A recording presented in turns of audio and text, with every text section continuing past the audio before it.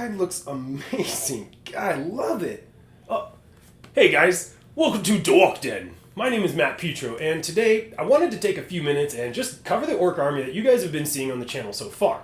Now, you've seen most of it, but there are a few pieces that you haven't seen quite yet, so that's kind of what I wanted to do with this video.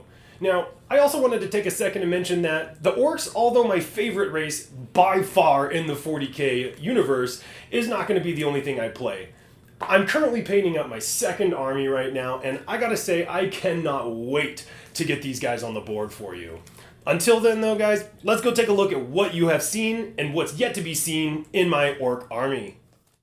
So to start things out, I got into orcs for two reasons. A, I wanted an army that had a lot of models because I wanted to paint. I wanted to test myself, push myself, and see what I could come up with as a super amateur painter. And second, I absolutely love the lore behind orcs. The idea that if they believe that this machine that shouldn't work, if for whatever reason they believe it's gonna get up, walk, and start doing some crumping, it's gonna do it. Now, I've only been playing Warhammer for roughly 10 months at this point. However, in that time, I've accumulated about 4,500 points at its base level of orcs that I've painted up in my Deathskulls theme. Now, some of these are more done than others, and some of them I may never touch again because, to be honest, I'm quite happy with where they're at. Some of the other models I've gotten started painting and either moved on to another model saying, I'll be back to this, or, well, you guys know all how that goes. I do plan on finishing some of these models up quite a bit more though, specifically battle wagons. I'm looking at you, Morkanaut. You need it too, pal. To start off the backbone of the Greenskin army, I run 60 Slugachappas, broken into two mobs of 30 of course, a power claw sitting with each boss knob. Moving on to the Gretchen, we rock roughly 40 Gretchen to kind of fill out various roles throughout the army. And my favorite troop choice by far are the Daka boys. These are two mobs of 30 again, sitting with a power claw on each boss knob. These are my favorite troops to take into battle any day. Coming up the table to another personal favorite of mine is the Death Dread mob. Now, the one in the front here is modeled permanently with two claws and two scorches because it's my favorite combination to take into battle. And then the other two have claws on top and then magnetized, although not perfectly, on the bottom so that way they can switch out scorches, big shooters, claws and saws, you know, whatever you need to do to kill some stuff that day. Sitting behind them is actually my only fast attack in the entire army. We have some Deathkoptas. Now, I bought these guys pretty banged up, missing pieces, and I wasn't really sure what I was going to do to make them, kind of presentable, but it became my first kit bash with some old X-Wing pegs. I got some guns from a biker kit that I bought. I put it together, I primed it, and then it just sat there for a while. So I took the guns, slapped them on, and I think it came out pretty well. This is one of the units I would love to come back and add some more paint to. It could use a wash and definitely some highlighted details to kind of just pick out those engine pieces and exhaust and whatnot. When we need to call in some air support, we do have a Obama in the ready. Now, this little grot in the background, he just can't wait. He's just got to get to the front line.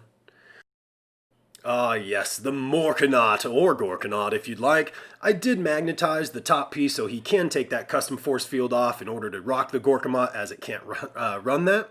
Now, this guy is just out there blasting and a shooting and a crumping and a zapping and a carrying and just, he does it all. This is one of those models that I mentioned. I'd love to come get some more paint on it. I need to get some more details. I need to get a wash, and quite honestly, he's got some ways to go. I will get some paint on him in the future. As with any Horde army, you're probably going to find yourself with some extra models in the long run, and that's exactly how I came to get my tank bustas. I had a bunch of extra rockets, I had a bunch of extra boys, I bought some bomb squigs, put them all together, painted them up, and here we go. Two pain boys to patch up boys on the go, two mech boys with custom force field to hopefully not need the patching, and two weird boys to do all the weird stuff. The big boy mega knobs, the very best there is. When you absolutely positively must crump everything in the room, except no substitute. I'm talking power claws, I'm talking custom shooters, one of them's got a combi flame weapon, and two of them are running dual saws for absolutely shredifying everything.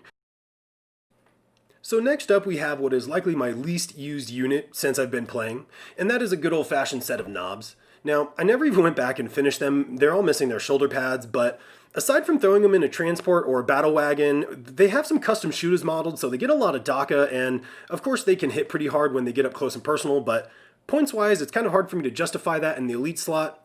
I don't know, tell me what you guys do with them. Maybe I'm missing something, but again, they're a sweet model, just I don't use them very often. 12 Ludaboys with their spanner, of course, to just throw all the DACA down range. 2 damage off of those def guns, super strong. Throwing some additional DACA downrange at our enemies are 3 mech guns. Now, as you can see, one of these is not like the others. I didn't have 2 at one time and I wanted a second one. I couldn't find one locally, I couldn't find one online for a reasonable price, and so I did what Orcs did best. I grabbed some extra spare parts, I threw it together to resemble some sort of artillery piece.